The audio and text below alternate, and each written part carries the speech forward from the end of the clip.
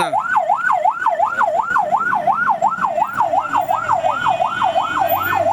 আগুন কি এটা লাগাই দিছে নাকি? লালমনিরহাটের আদিতমারি উপজেলা পরিষদের সাবেক চেয়ারম্যান ইমরুল কায়েস ফারুকের বিরুদ্ধে রাতের আধারে জমি দখলের অভিযোগ উঠেছে। জানা গেছে, আদিতমারি থানার সামনে রাতের আধারে দলবল পাঠিয়ে জমি দখল করে নেন সাবেক উপজেলা চেয়ারম্যান ও আওয়ামী লীগ নেতা ইমরুল কায়েস ফারুক। আদিতমারি থানাপাড়া এলাকার এরশাদ হোসেন ও আরও বেশ কয়েকজন ওয়ারিশের 30% জমি দখলে নিতে শুক্রবার 8 মে কয়েক শত লোক পাঠান আওয়ামী লীগের ওই নেতা।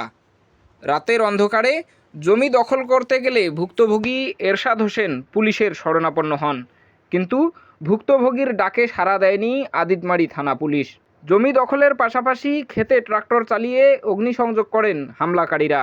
খবর পেয়ে আগুন নেভাতে আদিতমারি ফায়ার সার্ভিসের 2টি ইউনিট ঘটনাস্থলে গেলেও ভুক্তভোগীর ফোন রিসিভ করেননি আদিতমারি থানার ওসি। রাতের আধারে জমি দখল, পুলিশের দ্বারস্থ হলেও সহযোগিতা না পাওয়া এবং ফসলের ক্ষতি হওয়ায় প্রশাসনের ঊর্ধ্বতন কর্তৃপক্ষের সুদৃষ্টি কামনা এবং ঘটনার সুষ্ঠু তদন্তের মাধ্যমে অভিযুক্তদের শাস্তি দাবি করেন ভুক্তভোগীরা। ফরহাদ হোসেন, নেতৃত্ব কণ্ঠস্বর, লালমনিরহাট।